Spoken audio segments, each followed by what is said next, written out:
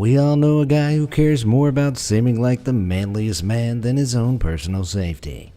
But for one unfortunate fellow from Pato Branco, Brazil, wanting to appear tough resulted in the opposite effect, and ultimately, his demise. When the 48-year-old climbed into bed one night, he felt a sudden twinge of pain on his leg. Pulling back the sheets, he spotted a Brazilian brown spider, which, upon being joined in bed uninvited, had bitten him.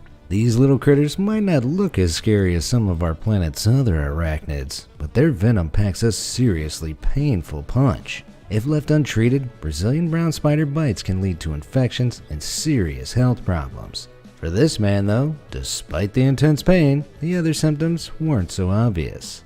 At first. Not that he paid his symptoms any mind anyway, as despite his family's insistence, he refused to get the bite checked out by a doctor. Within a matter of days, however, his body had begun to swell up, his legs became virtually unresponsive, and his kidneys began to fail. By the time he finally put his ego aside, it was too late. He died in the hospital, leaving behind a clear lesson to all macho men. You can outmuscle many things in life, brother, but a venomous spider bite ain't one of them. Gnarly bail, dude. There's nothing wrong with being a thrill seeker, just as long as the thrills you seek aren't laced with total stupidity. Unfortunately, the thrills this next Darwin Award recipient sought out contained lethal doses of idiocy, far exceeding the government's daily recommendations of a single spoonful. While hitting the slopes at Bogus Basin in Idaho, one snowboarder decided the allocated ski areas just weren't exciting enough, and decided to up the thrill factor in a supremely stupid way. Without taking any precautions to check for traffic, he decided to attempt to jump over the main road leading to the top of the mountain. Unfortunately, this particular road happened to be in regular use, but the bird-brained boarder attempted to clear it anyway. But when the trick proved to be an utter failure, the snowboarder didn't just have the embarrassment to contend with. He also had the SUV coming directly at him with no time to react and nowhere to swerve to worry about. But he didn't have to worry for too long because he wasn't wearing a helmet, and the impact the SUV made was so severe it killed him almost instantly. Gnarly. Holy moly. There are many things that can go wrong in a burglary attempt. The homeowners might catch you in the act, there might be an angry Doberman with a taste for burglars waiting for you inside. You might even fall through the ceiling 24 feet to the floor below. Well, that last one is a little less likely, but it's exactly what happened to one burglar in Nevada in 2019. While trying to cut himself an entry point into the roof of a hair salon in Carson City, he lost his footing, falling straight into the hole he'd just made. With the ceiling being over 20 feet high as he fell, the burglar must have been hoping he'd land in the comfort of a barber's chair rather than on an upturned pair of scissors. But neither outcome occurred, as instead he crashed straight down onto the cold, hard floor and was killed instantly. Needless to say, there are better ways to get a free haircut, and none of them involve cutting holes in ceilings. Having a blast. There are many ways a person can annoy their neighbors when living in a small apartment complex. Loud music, annoying pets, and parties are the usual problems. But for an apartment block in Tiraspol, Moldova, one problematic neighbor made a bang that was more than just noisy. On a quiet afternoon in February 2019, residents of the apartment complex were suddenly met with an almighty boom. As glass exploded out from one apartment window into the street below, the emergency services were called to investigate. When police arrived, the apartment block's gas was shut off, as it was initially assumed a gas leak had caused the explosion. But as the police began to piece the mystery together, a gas explosion was quickly ruled out in favor of something much more ridiculous. It turned out the owner of the apartment in which the explosion had occurred was somewhat of a military enthusiast. He had a large assortment of weapons in his room, including grenades, and had somehow managed to set one off while perusing his collection. The blast from the hand grenade obliterated his apartment, but miraculously left the rest of the complex largely untouched. Unsurprisingly though, the grenade-toting apartment owner himself was very much dead when the police arrived. Hand grenades. Not even once. Felt cute. Might delete myself. Certain people will go to great lengths nowadays for the perfect Instagram photo opportunity. After all, how are people going to know how much fun their lives are without plastering it all over social media? Sarcastic though my tone may be, this mindset is very much real for some folk. And what's more, desperation for a great pick at any cost has forcibly removed a select few from the gene pool in recent years. One such case happened to a student at Fordham University in New York back in 2019. Late one night, she and her friends had the not-so-bright idea to climb an off-limits clock tower on campus, hoping to snap a few Insta-worthy pics at the top. But whether it was the excitement of a photo op or just the darkness of the evening, during the ascent, the student made a fatal mistake. Somehow, she managed to fall out of an open alcove and over the edge, plummeting to the lower roof of the building. With serious injuries sustained from her fall, she died shortly afterwards. She did reportedly manage to snap a few pics before falling, but she never even got to share them with the world. Was it worth it? Unless those pics ever get released, we'll never know for sure. But I'm betting on a firm no. Ride of your life. Some ideas are so dumb, even just hearing about them makes you feel slightly less intelligent. One such idea was brought to life in the city of Zevenaar in the Netherlands in June 2020. A young man and his friend, perhaps after watching the televised antics of Johnny Knoxville, Bam Margera and co., decided to tie a shopping cart to a car and go for a ride. Clearly pulling the short straw, one of them clambered into the cart while the other took the much less treacherous role of driver. As the engine roared into life, the cart rider hesitantly stood up in his humble chariot and prepared to feel the wind in his hair. While he was reportedly able to engage in this unconventional style of surfing for a little while, it wasn't long before the cart began to lose stability. Before he knew it, the shopping cart tamer was buckarooed right off, traveling at a significant speed, and landed in a crumpled heap on the tarmac, dying instantly. I could never condone partaking in a joyride of this kind, but if you're dumb enough to insist, at least wear a helmet and protective gear, because as this guy learned in the split second before his annihilation, high speeds, tarmac, and human faces are not a pleasant mix. Is this thing loaded? In June 2020, an incident of such outrageous stupidity occurred, it would seem more at place in a wacky cartoon than in real life. At a birthday celebration in the town of Shahapur in the Indian state of Maharashtra, a 28-year-old man decided to take a look through the party host's belongings. Finding what was quite obviously a very real revolver and mistaking it for a toy, he jokingly pointed it at himself. Sensing no danger whatsoever and committed to the gag, he pulled the trigger. As a gunshot cut through the fun atmosphere of the party, guests poured in from other rooms and saw the aftermath. It wasn't pretty. The guests were left shocked and disturbed by the incident and were forced to confront 3 very important lessons. Firstly, if you own guns, don't leave them lying around loaded when you throw a party. Secondly, don't invite people to your party with less than 3 brain cells. And thirdly, even if you suspect a gun to be fake, never hold it up to yourself and open fire before you've double, triple, and quadruple checked with the owner. Treat every gun like it's loaded. Otherwise, at the very least, you may ruin a perfectly good party. And nobody likes a party pooper. Rapid exit. Every once in a while, in the process of accidentally removing themselves from the gene pool in spectacularly embarrassing ways, people actually end up saving lives. For one unlucky man from Somalia, though, saving lives was far from his intention, yet he somehow managed it anyway. The man in question boarded a commercial flight from Abdinati International Airport in Mogadishu, Somalia on February 2, 2016 with diabolical intentions. His plan, it seemed, had been to smuggle a laptop on board which was fitted with a bomb and detonate it mid-flight, bringing the plane crashing down. He succeeded in getting the bomb past security and shortly after takeoff prepared for everyone on board's fiery demise. The terrorist detonated his device and it exploded according to plan. But in a shocking and admittedly kind of hilarious turn of events, he blew a hole in the side of the plane right next to him, which sucked him straight out into the open air.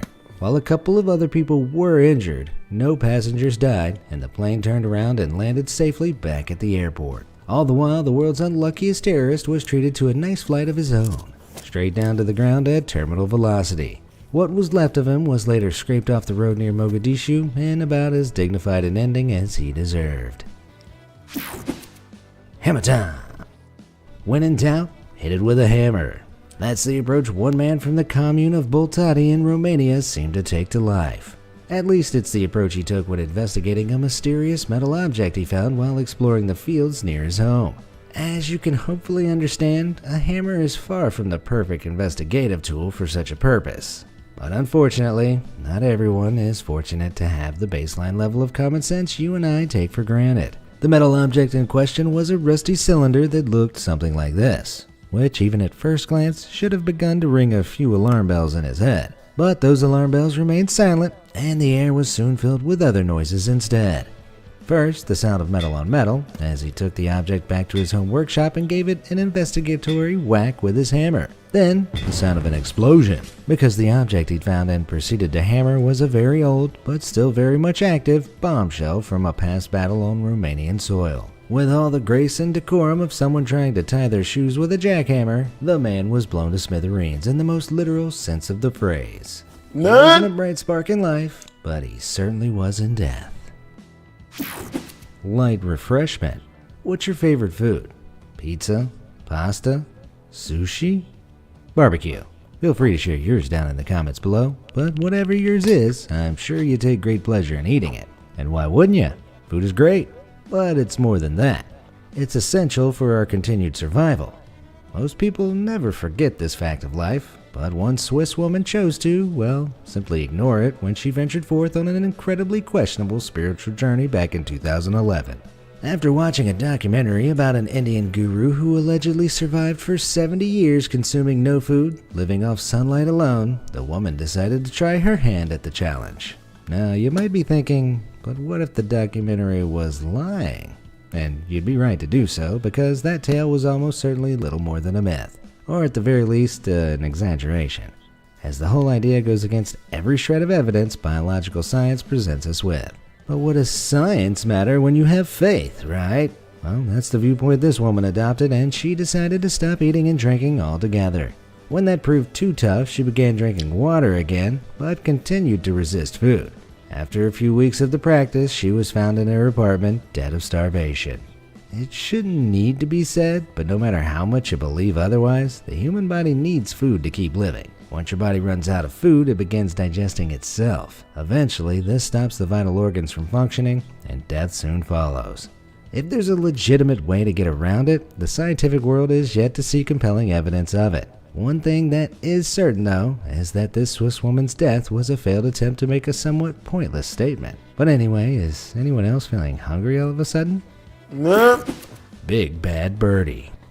Despite what you might believe, dinosaurs still exist. Not in the form of giant T-Rexes, granted, though their current forms can be just as scary. Case in point, this bizarre creature known as a cassowary. Found across Indonesia and northeastern Australia, it's one of the largest birds on Earth, reaching up to 6 feet tall and weighing as much as 130 pounds. If you don't believe my dinosaur claim, just check out their claws. Scary, right?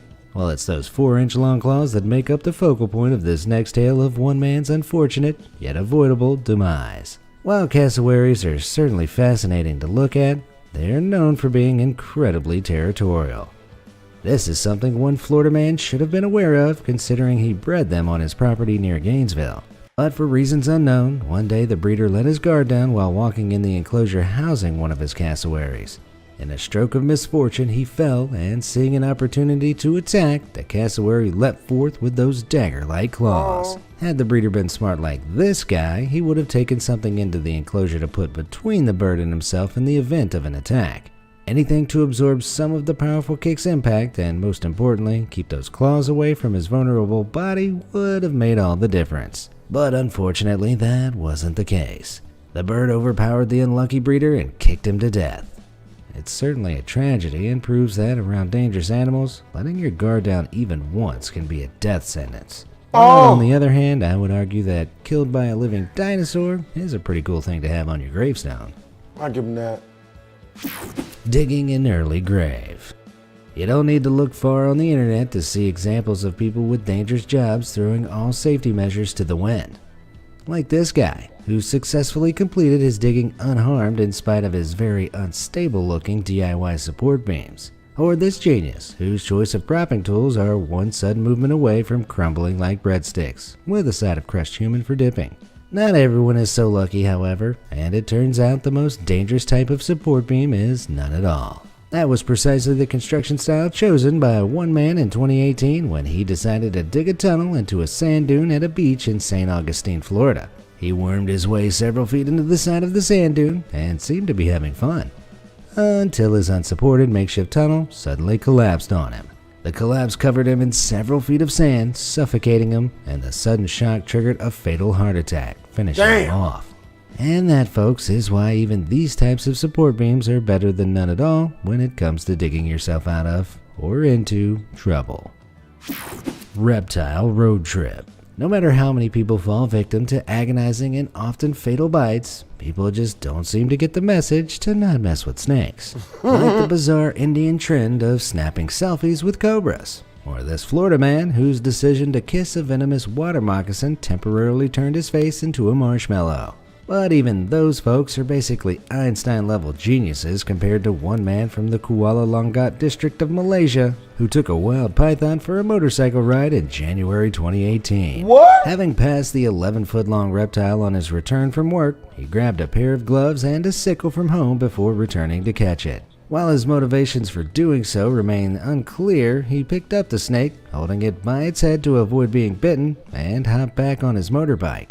Shortly after beginning their road trip, however, the snake began coiling around its chauffeur. Before long, it had constricted enough to pull him off his bike, and despite passersby attempting to pull him free, the python had soon squeezed all of the life out of him. So if you ever take a reptile on a road trip, take it in a nice car. Because if this story is anything to go by, pythons really seem to hate riding motorbikes. Do you know of any local stories of people What type of bullshit? What? out? For those with a love for the activity, geocaching is a great way to get outdoors and put their exploration skills to the test. The rules are simple. Use some form of GPS alongside other navigational techniques to find hidden geotag containers in the great outdoors. Once the container is found, you sign the logbook inside and hide it ready for the next geocacher to find. Sounds enjoyable, but for 4 geocachers in the Czech Republic in 2018, their lack of common sense turned fun into fatalities. According to reports, weather warnings of storms and torrential rains weren't enough to stop this group heading out on their exploration, which wouldn't be so bad had their destination not been this extremely long underground waterway. I wouldn't even go in there in the sunshine. But the group still ventured in, and when the storm pushed a huge wave through the tunnel, the extent of their mistake quickly became apparent. While 2 of the explorers survived being swept down the tunnel, the other 2 weren't so lucky. Carried away into a powerful river, they soon drowned and were later found washed up along the shoreline. Worst of all, they never found the geocache. Going on a treacherous trip like that, they should have known they were taking a one-way path to geocaching out. Corona Kiss. If you're a normal, sensible person, you probably understand that people with infectious diseases are probably best given some space. But a man from the Indian state of Madhya Pradesh chose to reject this approach completely after he started telling people he could heal illnesses like coronavirus by kissing their hands. Unbelievably, superstitious folk began taking him up on the offer by the dozen. But with the contact between the healer's lips and countless hands, it wasn't long before, unbeknownst to him, the healer caught coronavirus. And with each hand he kissed, he unwittingly began passing the virus on to other people. Ultimately, 19 people were infected after coming into contact with the deluded healer, though they didn't have to wait long for justice to be administered. By the time the 19th person had been diagnosed, the healer had died from the virus. As far as I can tell, no amount of kissing is going to bring him back. And hopefully, nobody tries. Sanitized sipping. With all the delicious drinks available in our modern society, this next story will leave you asking, just why? That's because in June 2020, a number of people in Santa Fe, New Mexico decided to try drinking hand sanitizer, likely as a substitute for alcohol. What? Now, it goes without saying that hand sanitizer isn't good for you.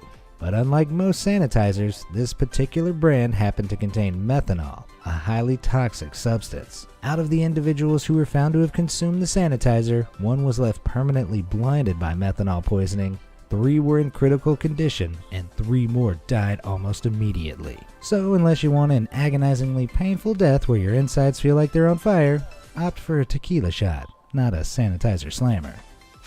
Eccentric tastes.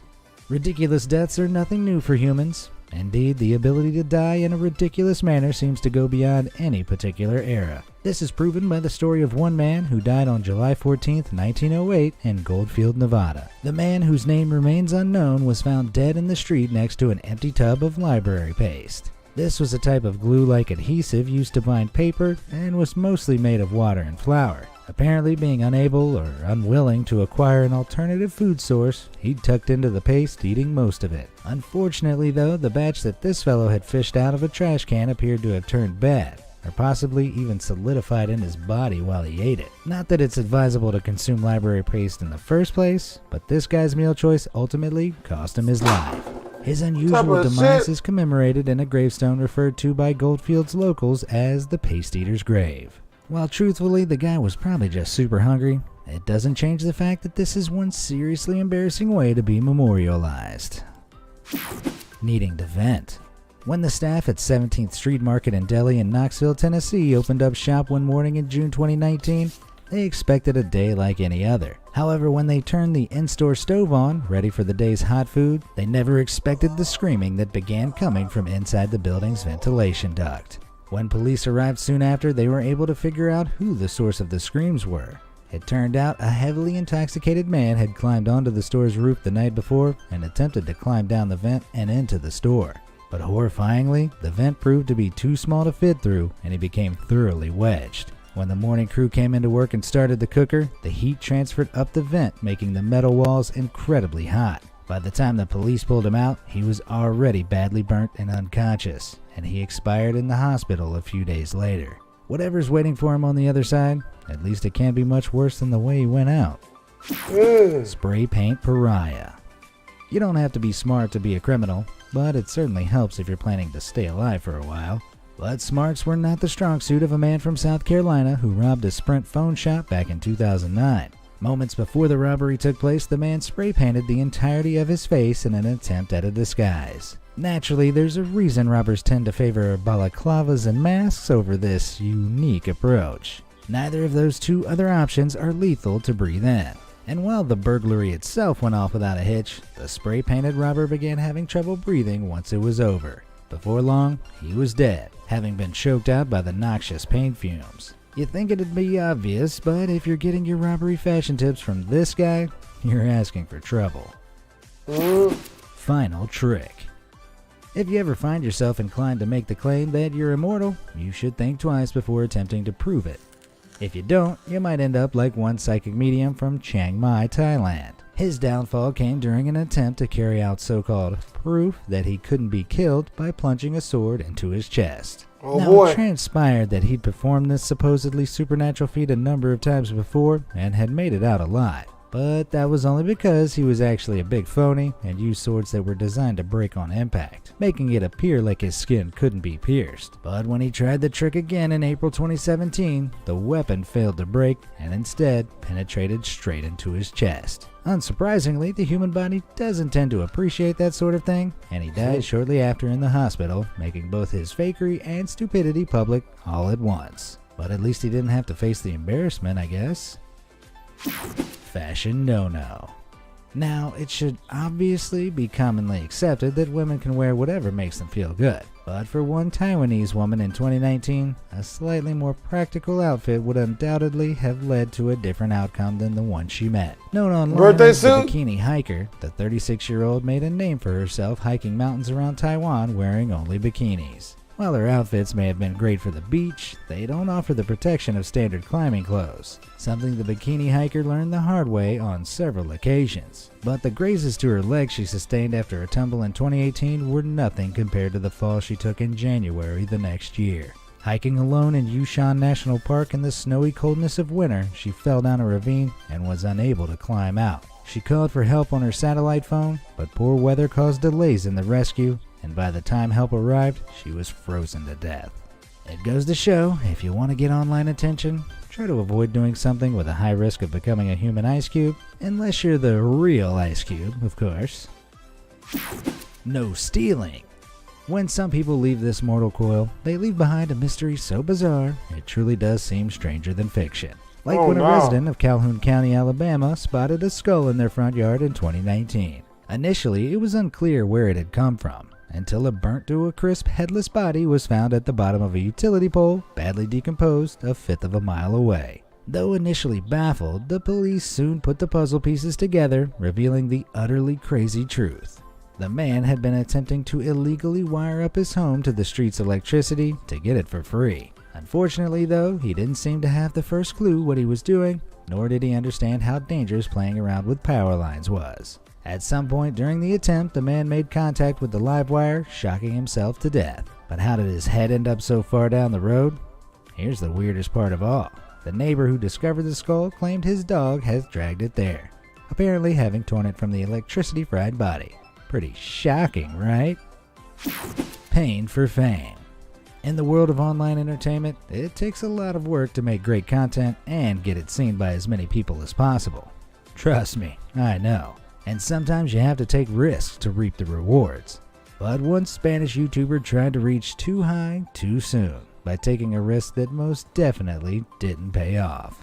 Breaking into a cement factory in the dead of night with a friend, the YouTuber hoped to kick up his numbers from the 6 subscribers he had with an extreme stunt. While wearing a parachute, he climbed to the top of a 165-foot tower, and when the moment was right, he jumped. But disaster struck as he realized his parachute wasn't opening. With nothing he could do, his friend watched on in horror as the reckless attempt at online recognition ended with a loud thud. Ouch. The YouTuber didn't survive, so obviously that's not a good way to get subscribers. But if you're interested in learning more about how to avoid a humiliating demise, subscribing to Be Amazed is the best way to do it. With daily content and regular updates.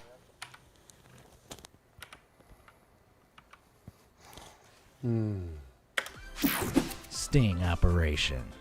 In life, some of the things we assume are universally understood to be bad ideas are occasionally seen as great ideas by the dimmer folk among us. Like how if I were to ask you to swallow a mouthful of wasp spray, you'd probably think I'd lost my mind. But in 2019, Boone County, West Virginia saw the rise of an alarming trend.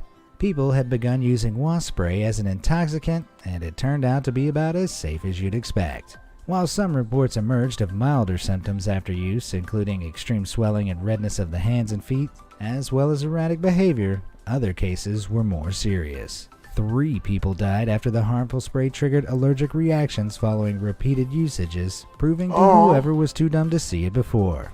You don't inhale wasp spray. Shouldn't that be obvious? GoKart Departure. When you think of motor racing accidents, you probably picture high-speed sports cars flipping over a load of times. But as this next story proves, not all demises on the track are so morbidly mesmerizing to behold. One night in August 2019 at the Showtime Speedway in Florida, 2 people snuck in and started racing around the track in go-karts. But while zooming along, one of the rookie racers failed to spot a guardrail across the lane he was driving in, and he crashed into it at full speed. Wearing no helmet and with no safety harness on his go-kart, he took the full force of the impact and was later declared dead in the hospital. As far as badass ways to die go, death by go-kart has to be last place over the finish line. Taking a tumble. Sometimes generally smart people make incredibly stupid decisions. And in the case of one Philadelphia medical student, one awful decision came at an extremely high price. For reasons unknown, the student had decided it'd be a good idea to jump between the rooftops around his apartment in the northern side of the city.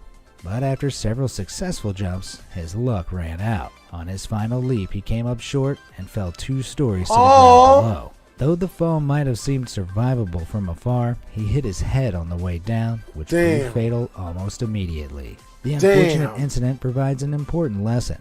It doesn't always take plummeting from 160 feet for a fall to be fatal. And making the foolish decision to mess around at even a slight elevation can prove fatal. You'd think a medical student would know this, but perhaps he hadn't reached the jumping across rooftops part of the course yet. 'Tis only a flesh wound.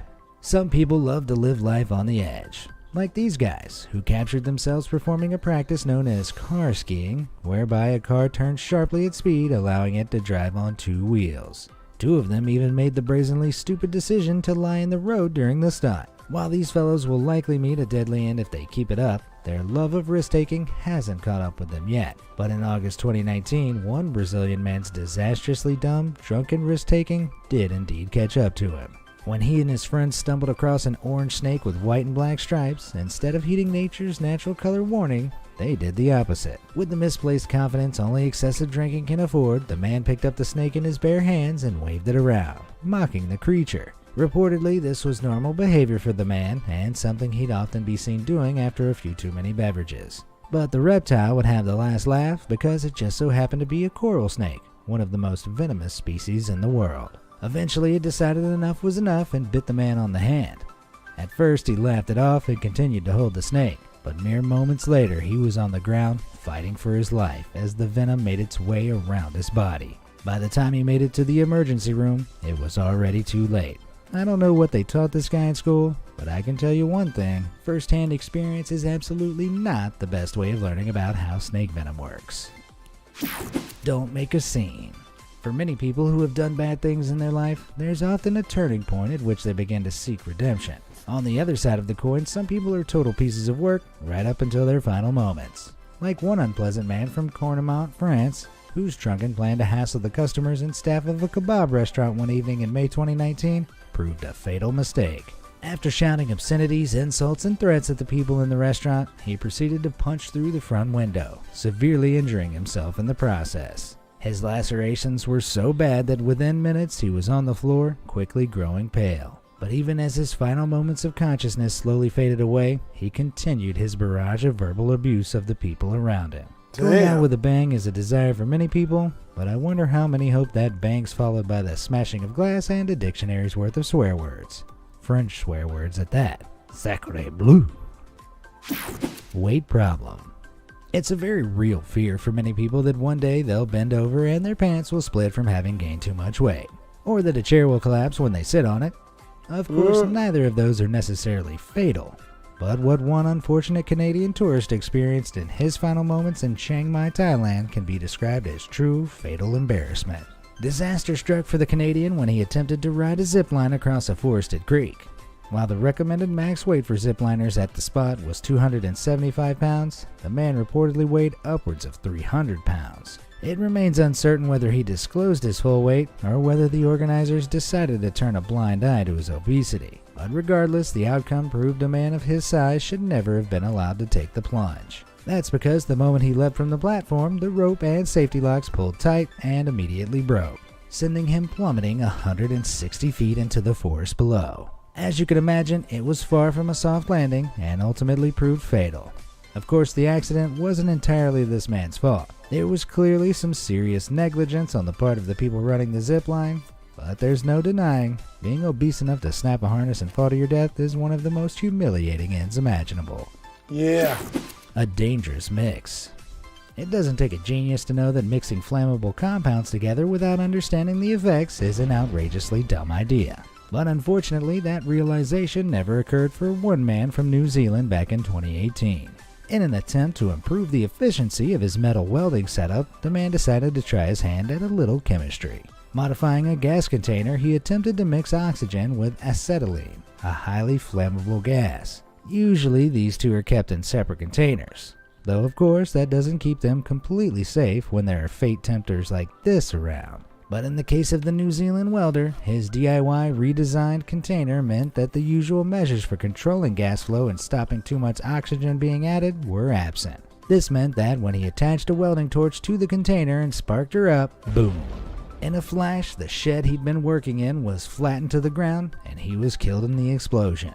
Rule number 1 of explosive compounds? Don't use them as your personal chemistry experiment. Questionable cure. If someone commanded you to guzzle down a mouthful of bleach, you'd probably throw it right back in their face. More than likely. Unfortunately, religion can make people do some crazy things in the name of faith, as demonstrated by a disturbingly stupid event that occurred in Zambia in 2019. At a particularly faith-focused church, the congregants gathered one April day for what they assumed would be a normal service. But soon their clergyman, who referred to himself as a prophet of God, proposed a new way of purging his congregation of their demons. Insisting it would be an act of faith, he commanded his followers to drink from a bottle of bleach. And with the pressure of their faith overpowering any senses of reason or self-preservation, an alarming number of the congregants drank up right on command. As a result of blindly following a man who, by all means, appeared to be insane, 27 of the churchgoers died, and another 18 were put in critical condition. The lesson here is clear. If your local spiritual leader asks you to do something this dangerous, tell them where to stick it. Call the police and find yourself a new way to worship that doesn't involve guzzling cleaning products. Angle grinder investigation. If on your travels you found a metal object that looked kinda like a bomb, you'd probably get as far away from it as possible, right? Well, when one man from the Polva municipality of Estonia stumbled across an old rusted cylinder that looked remarkably like an artillery shell, he failed to make the connection. Instead, his curiosity was piqued, and he nonchalantly picked the object up and took it home for investigation. But rather than taking the utmost triggering the thing, his seemingly total unawareness of what it might be led him to a much more invasive approach. Firing up his angle grinder, the man set to work on cutting the thing open to see what was inside. But seeing as the object was indeed a bomb from a war of the past, the inside became the outside very quickly, because it exploded, killing the man. The phrase "curiosity killed the cat" comes to mind, though I don't imagine the person who coined that phrase envisioned the cat being killed in the fiery explosion. But then again, cats don't tend to make the supremely bad decision to cut open bombs with angle grinders. That kind of stupidity is reserved solely for us humans. A woman dropped her brand new cell phone in an open pit toilet. The woman's husband jumped into the cesspool of feces to retrieve it. Shortly after, the man would lose consciousness. Then his mother jumped in to save him. She too would lose consciousness. Scarecrow Sex Doll? Excuse me? Top 10 most embarrassing ways to die, people. And one of them is named Scarecrow Sex Doll. I gotta watch it now. Let's see this mug.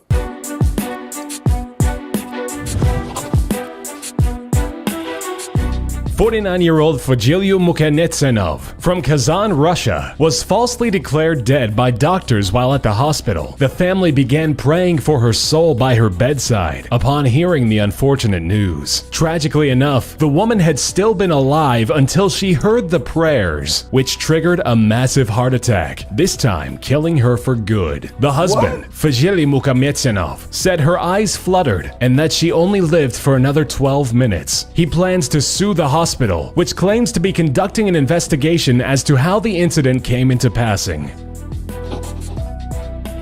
Damn.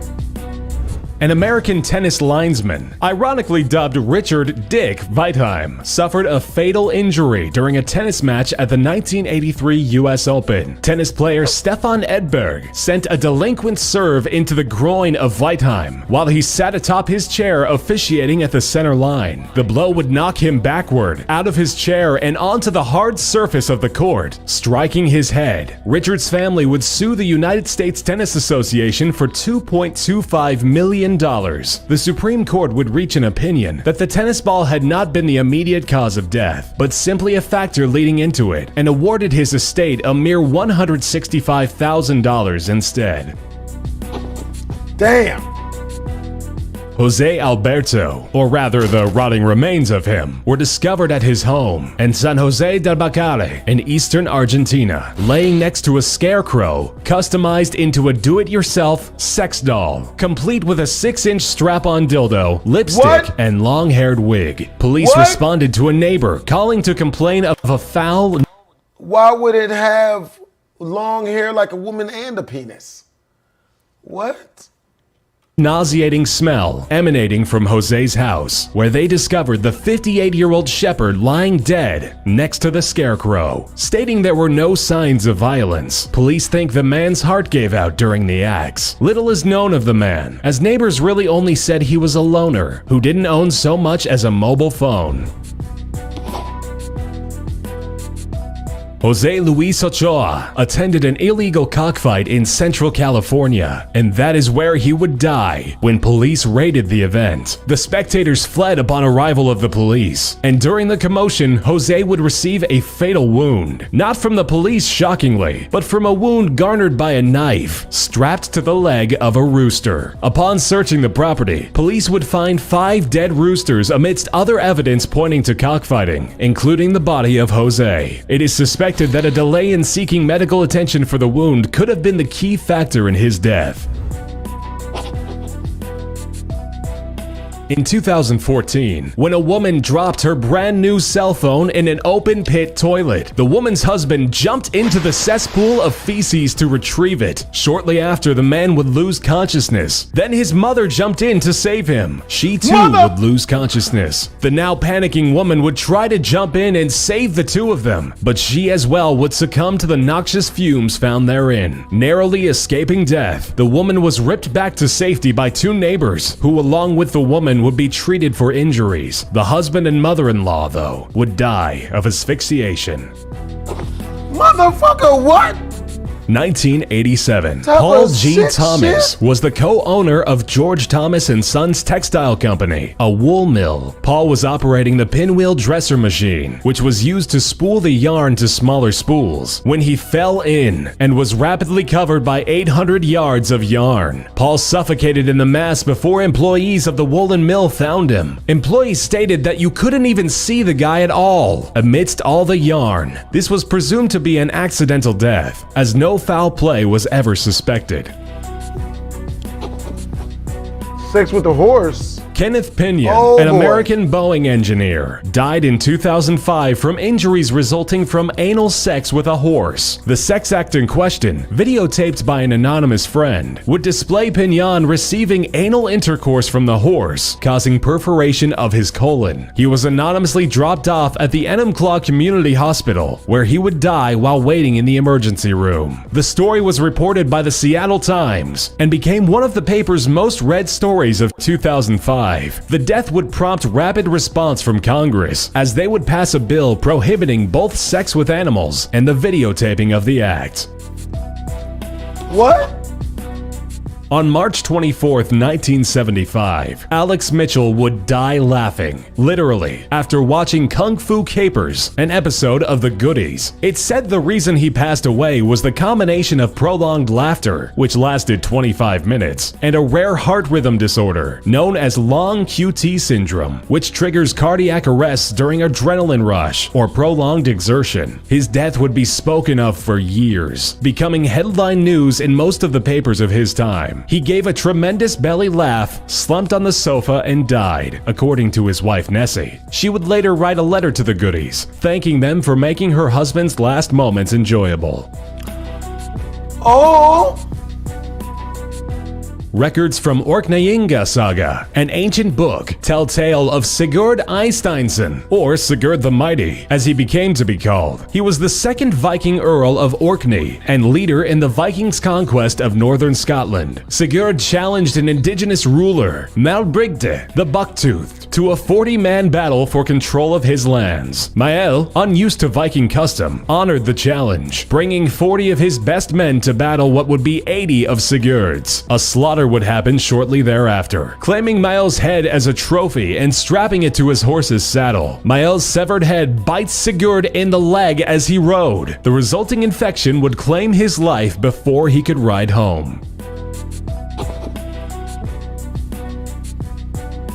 Bobby Leach, professional stuntman and daredevil of the Barnum and Bailey Circus, and the second person to go ride over Niagara Falls in a barrel on July 25, 1911. He survived the fall, receiving a variety of fractures and contusions in doing so. In 1926, during a publicity tour in New Zealand, Leach would slip on either an orange or banana peel, resulting in a leg injury. The leg would become infected shortly after, and eventually gangrenous, and amputation became necessary. A couple of months after, Bobby would die due to complications from the procedure. This man was able to survive a 170-foot drop, but a measly fall would claim his life. I hope you guys enjoyed the video. It's your boy BlastphamousHD. Twisms.